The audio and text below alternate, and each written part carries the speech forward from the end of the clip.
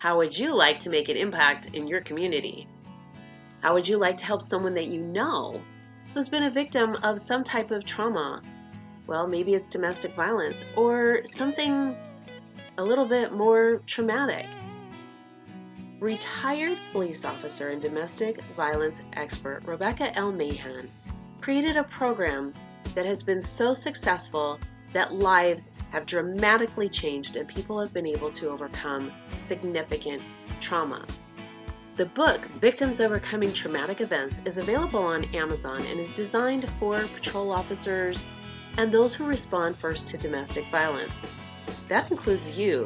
You might be responding to a friend or a family member that's had to, face a very challenging situation that has been very traumatic for them. Domestic violence or otherwise, the focus of the book really gives details that can be applied to any type of calls for service. And those who are patrol officers, nurses, and family or friends can really utilize the tools and resources that are provided inside to make a difference. There's even a chapter how you can change unhealthy things going on in your life to make them healthy and move forward. Take a few minutes to head over on Amazon.com, Victims Overcoming Traumatic Events by Rebecca L. Mahan. Welcome to Rebecca Sounds Reveille. What a show today for you. If you haven't tuned in for a while, you are going to be delighted with our guest, Marko Van Dango, who's a retired engineer with a creative flair. And he is originally from north coast of England, and his story is just going to delight your heart. From a young age, he had a passion for drawing and portrait art.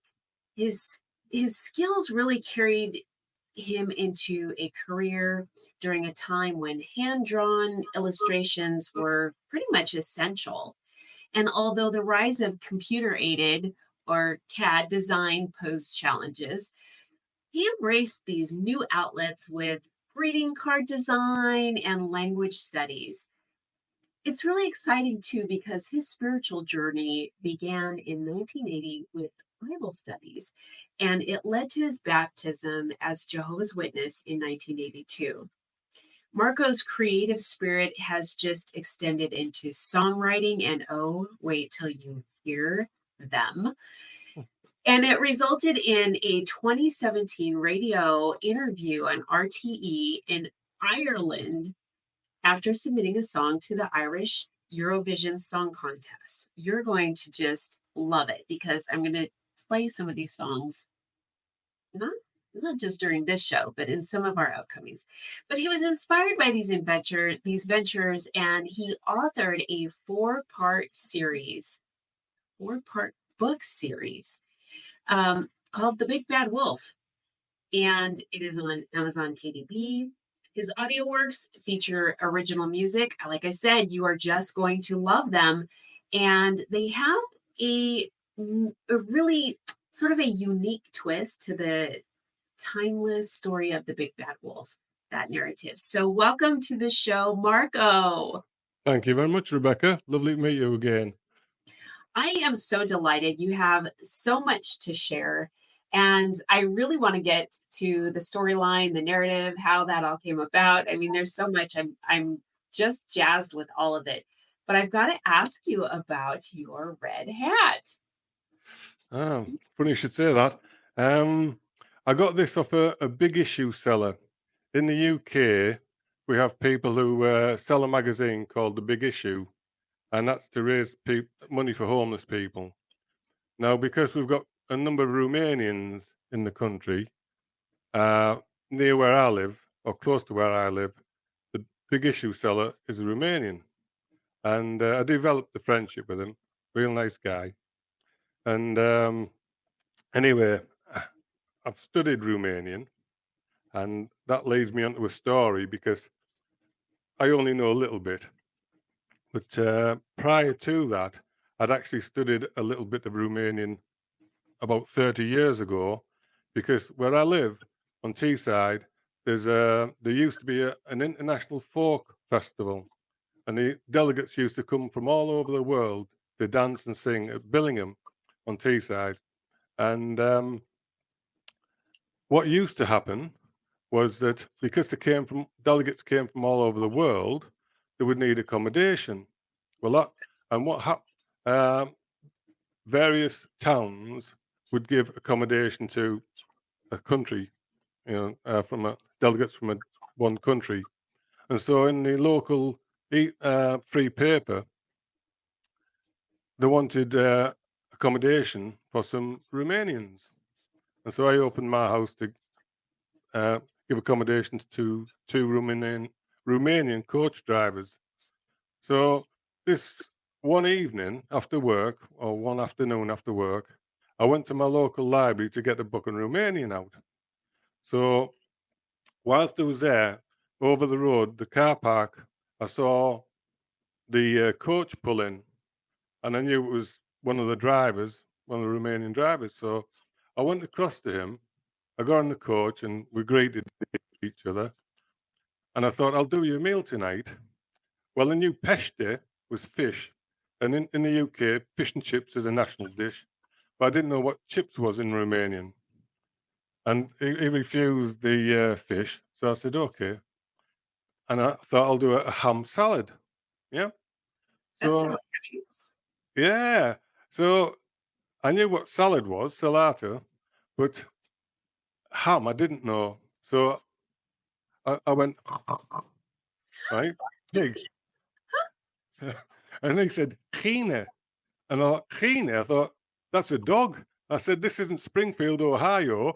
We don't eat dogs and cats here. Yeah.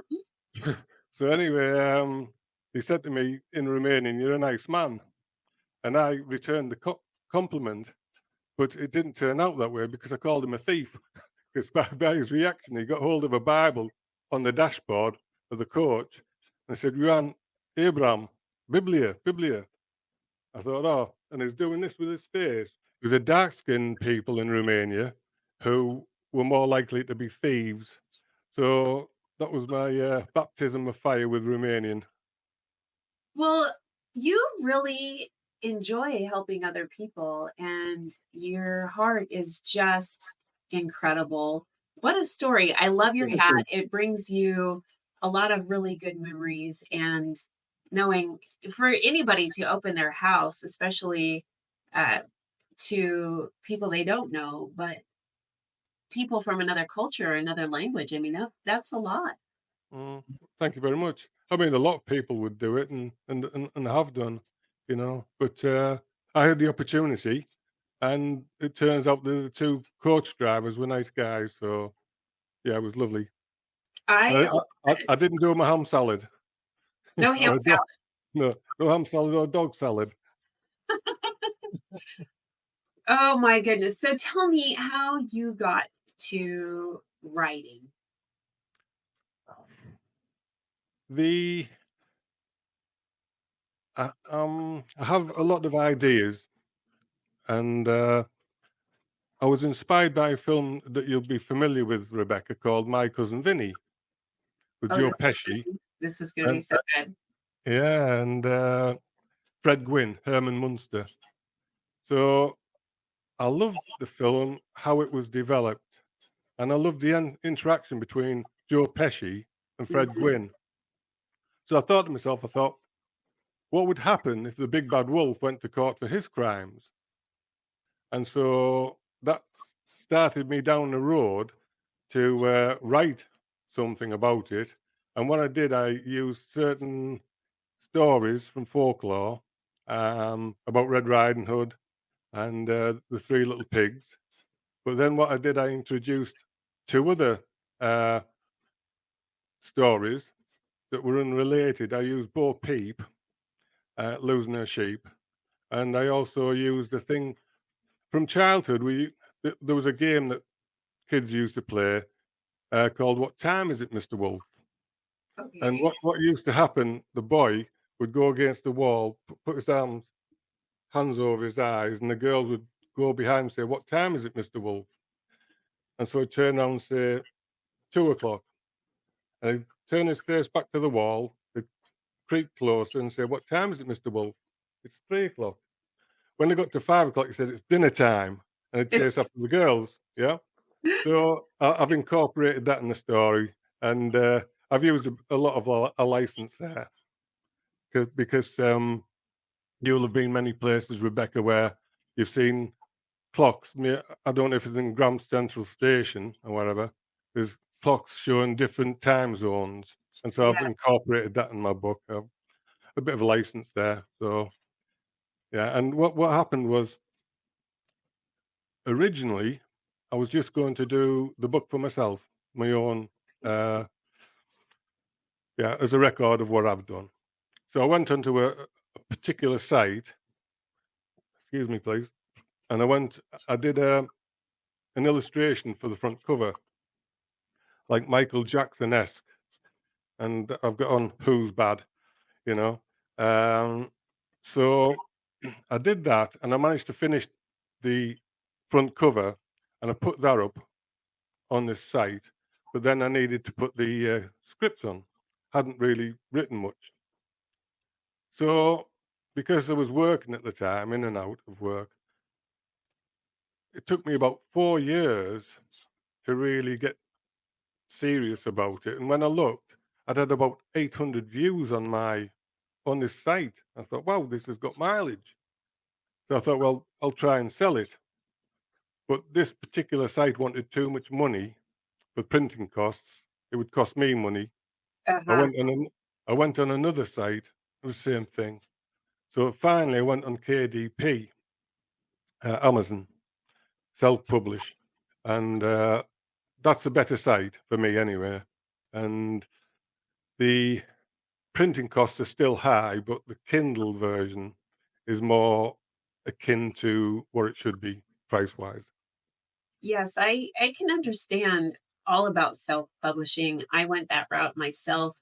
There was so much going on when I published my book that it wasn't about for me how much in royalties that I can get. It was how can I get this book out there as soon as possible because it needs to be in the hands of people. And during that time, I think there was a shift in how the digital age, just like you are very well aware of, how different it came. It used to be that you needed to go through submitting your manuscript, be expect under the expectation that you're going to get so many rejections before you're going to have a major publisher pick you up.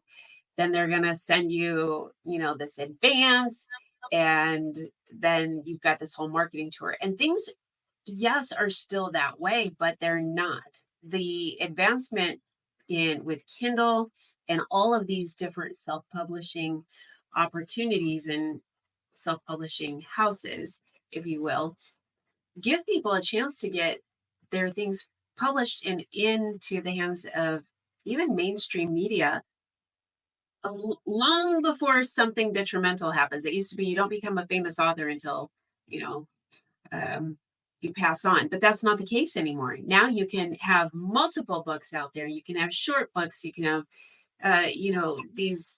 You can have novels. You can do a lot of things. You can turn your books into screenplay and all it. I mean, just with a click. And so, really, I think it's very exciting what you've done because you took something that is a timeless classic from our childhood. Everybody knows the story, Mhm. and most people now know the movie as well.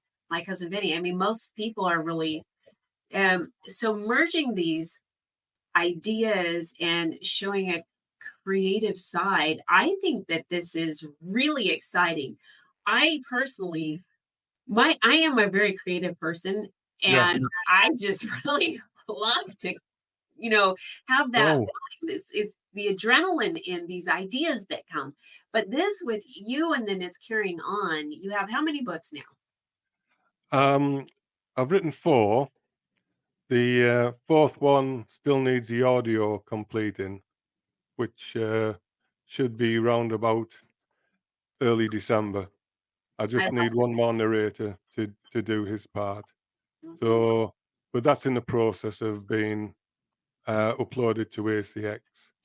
But I've got 3 audio books, 4 ebooks, and paperbacks. But to be honest with you, Rebecca, the paperbacks, they're not worth the money. The Kindle book is, and the audio books are, for me, the best, and probably they're not priced as much as they should be. Hmm. That's really interesting you say that. And ironically, that's the way our world is right now. And I got to tell you, I just sometimes really miss having a book in my hand and smelling the paper and the print and all of those things. But in the same sense, I also kind of like the drive through and ATM version of being able to get my hands on something and dive into it super quick. So um I don't know, but I can understand what you're saying, and I'm really excited about this, and I can't wait to hear a lot of the reviews that you're getting. Let's talk about your first book, and then I'd like to invite you to come back on so that we can, just really hold each one in its own. Mm. Yeah, I like that. I like that. Yes, the first book then, as I say, originally it was just for my own reference. It's something I've achieved, but because had so many views on this particular site, it sparked me or impelled me to get the book finished. Oddly enough, before I finished the book, when I looked on, say, Amazon, other sites, somebody else had the same title. So Oh, somebody might, yeah, somebody might have looked at the title and thought, well, that's a good idea. So before I finished mine, which took about 4 or 5 years, somebody was quicker and got that title. So there's going to be not the 2. same storyline. Sorry? Not the same storyline. Not No, your no, ideas. No. no. It's really funny that you mentioned that because oftentimes what it seems to amaze me is I'll come up with an idea for like the name of a website or a title of the next book that I have coming out, and I will research it to make sure that nobody else has it. And I will be Yeah, amazed at how many people do. And those things don't fall under copyright. And you can have well, a million, ABC, whatever companies out there too with the same name.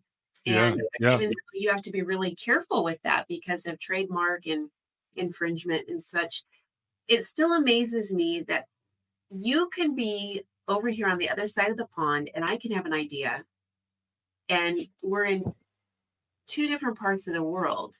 yeah, We both go to Amazon and plug a title in that we've had an idea for at the same time and or within a short period of time. And I'm thinking, how is that possible? Or even yeah.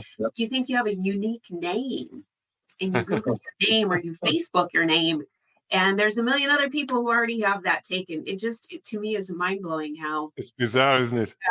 Mhm. It's It is. bizarre, It Rebecca. is.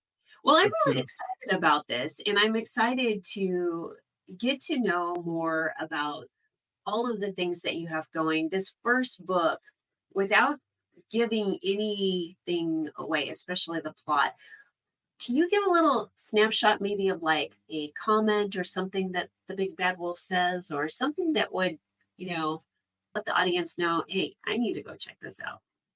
well, the wolf is the wolf of Ball Street. I do a lot of play on words, right? So as a stock market trader, yeah, and is also a rapper, yeah. Oh So my. you might find that on my second audio book anyway, because I wrote the song for it, but that's for another day.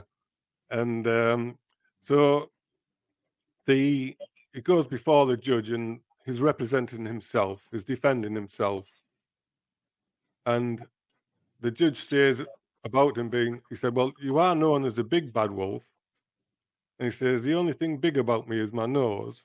The only thing bad about me is my breath." And he said, "Well, wolves aren't known for the good reputation, are they?" And he said, "Give a wolf a bad name, and all wolves are bad." So that's a little bit of a snapshot. I love it. I love it. I am really delighted to hear the things that you have shared with us today, the just such pure heart that you have with helping other people. And I know that through this story, you are going to make a significant change in someone's life because of your creativity. They're going to have a different perspective on things. There's going to be something that will probably inspire them with ideas of their own. And that's what it's all about, Marco. Yeah, It's us really being able to help each other in one way or another. And I want to thank you so much for absolutely. yes, I'm so glad for you in everything that you're doing. And I'm really delighted that we got to spend some time just scratching the surface of getting to know you and the storyline. And I can't wait to see more. Where would a person that wants to get your book or connect with you on social media, where should they go? Well, I'm on YouTube, but it's MVD Marko Van Dango, but there's a lot of numbers after it, so I can't remember off the top of my head. And I'm at Marko Van Dango on TikTok. Thank you. Okay, this is great because I'm starting to get these visuals and I can't wait. I know that the audience, those who are listening, those who are watching the show, are all going to start thinking these things and then thinking in terms of the original storyline and how this is going to change and merge. And I'm really, really excited about that. Thank you for being with us today. Thank you very much, Rebecca. I'm honored. Thank you. Me too. I am so honored. And again, I can't wait. I mean, there's just so much. I'm so excited to have you on the show again. We're going to be talking about more. And I want to thank all of you for tuning in to another episode of Rebecca Sounds Reveille. We ask that you share this with your friends, family, your loved ones, everybody you know, and everybody you don't. Thanks for tuning in.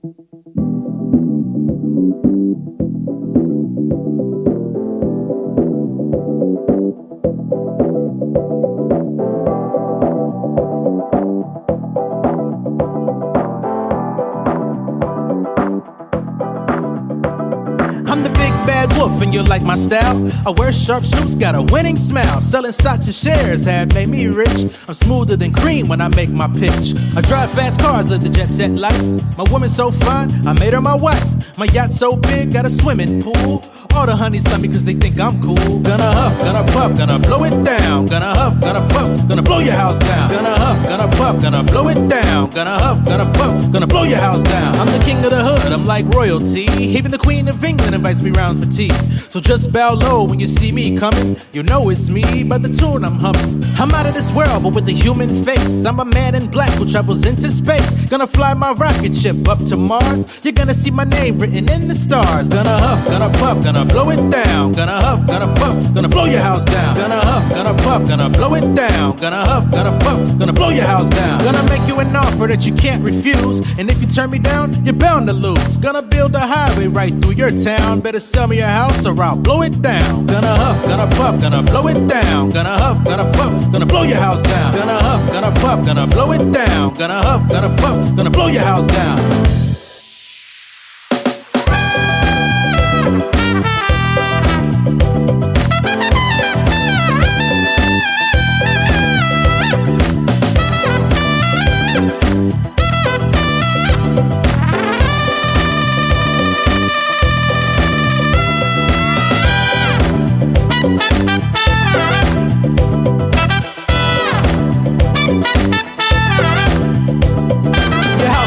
And it will never fail if you take some advice from this alpha male. When you build your house, make sure it's bricks, cause it'll just blow down if it's made of sticks. But don't be jealous of my success. It's up to you to get out of your mess. So just be smart and imitate me by working hard, cause that's the key. Gonna huff, gonna puff, gonna blow it down. Gonna huff, gonna puff, gonna blow your house down. Gonna huff, gonna puff, gonna blow it down. Gonna huff, gonna puff, gonna blow your house down. Gonna huff, gonna puff, gonna blow it down. Gonna huff, gonna puff, gonna blow your house down. Gonna huff, gonna puff, gonna blow it down. Gonna huff, gonna puff, gonna blow your house down.